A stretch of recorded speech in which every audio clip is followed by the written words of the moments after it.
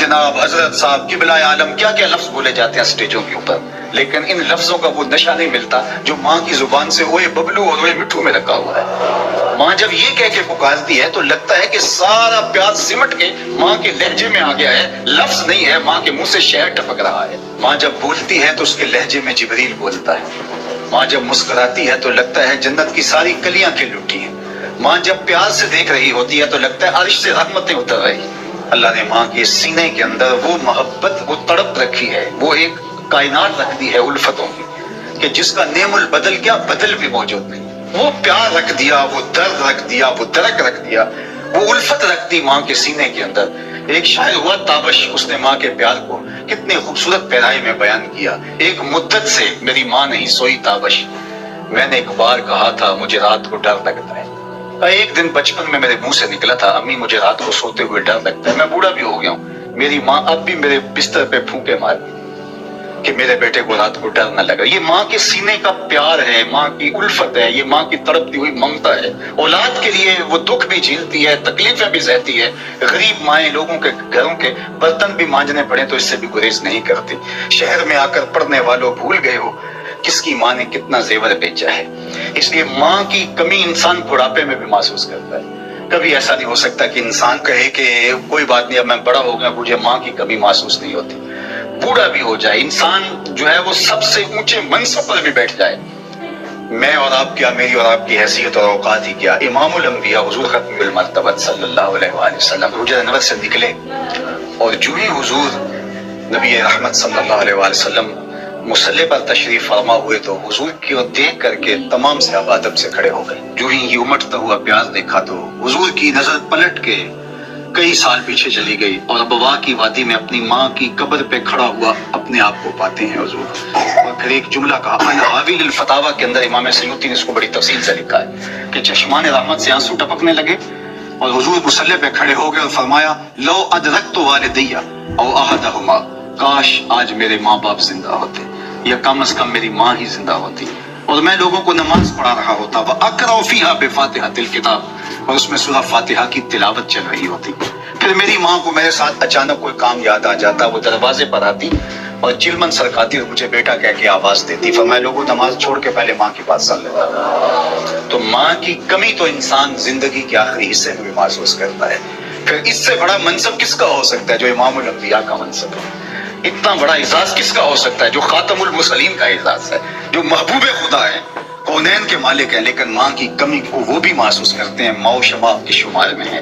تو ماں باپ کا وجود اللہ کی رحمت ہے۔ جب یہ سایہ سر سے اٹھ جاتا ہے تو پھر پتہ چلتا ہے کہ بندہ کھڑا کہاں ہے۔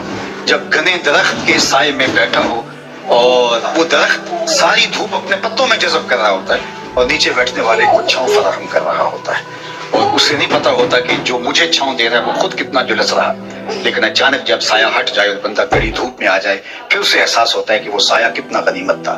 جن کے ماں باپ موجود ہیں وہ ان کی خدمت کر کے دنیا اور آخرت کی سرخرویاں حاصل کریں۔ اللہ کی رضا بھی اس میں ہے، رسول اللہ کی رضا بھی اس میں ہے، اور دنیا اور آخرت کی بہتریاں اسی کے اندر پنہاں ہیں کہ ماں باپ کی تکریم بجا لائی جائے۔ عالی اللہ اکبر، ان پڑھ اور غریب ماں کی یاد میں انہوں نے بڑی خوبصورت باتیں لکھی۔ کہا عالی نسب ہوٹلوں میں کھانا کھانے میں وہ سرور کہاں جو چولہے پر بیٹھ کے ماں کے ہاتھوں سے پکی ہوئی چپاتیاں کھانے لگ ملتا ہے۔ حضرت یعلا بن مرہ کی کہانی سنیے۔ فرماتے غزوے سے ہم واپس آ رہے تھے، راستے میں پڑاؤ ہوا تو حضور ایک درخت کے نیچے استراحت فرمانے کے لیے لیٹ گئے، اور میری ڈیوٹی یہ تھی کہ میں تلوار لے کے حضور کا پہرا دوں۔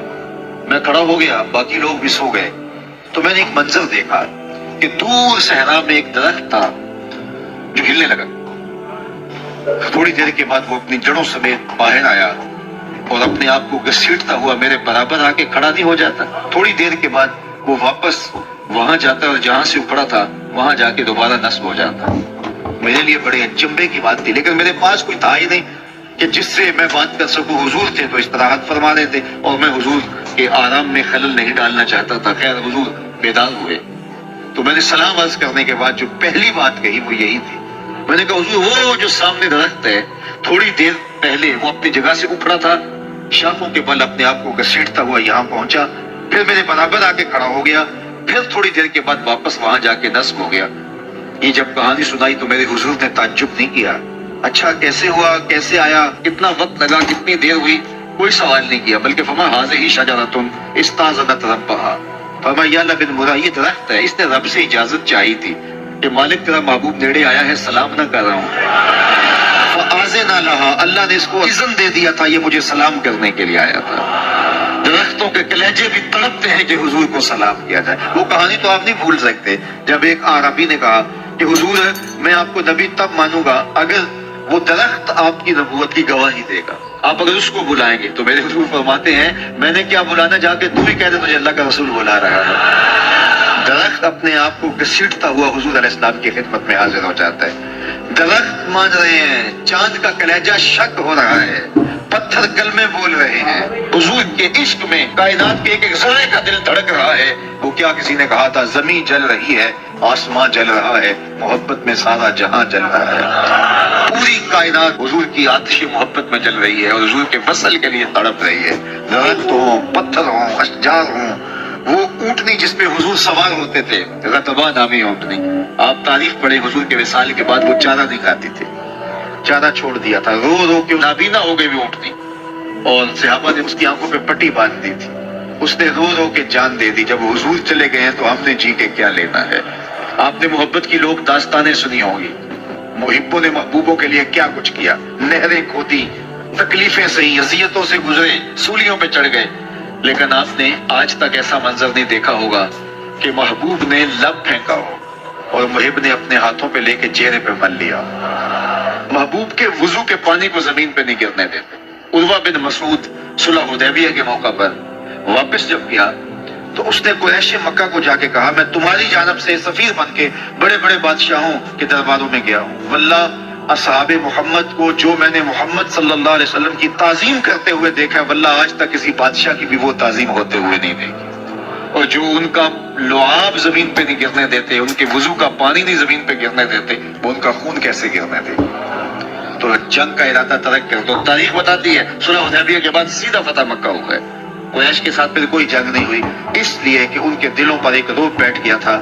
جب امت نبی کی تعظیم اور تکریم بجا لاتی ہے تو بتائیے کہ پھر اس امت کو تسخیر کیا جا سکتا ہے؟ وہ ناقابل تسخیر۔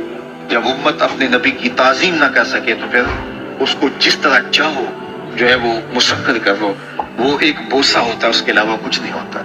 اس لیے اگر آپ مجھے پوچھیں کہ دین ہے کیا، تو ایک تو ہے کہ اس عنوان سے ایک الگ گفتگو کی جائے کہ دین کیا ہے، لیکن دو لفظوں میں اگر آپ مجھ سے پوچھنا چاہیں اور میں آپ کو بتانا چاہوں تو مجھے اقبال علیہ رحمہ کا لہجہ ادھار لینا پڑے گا۔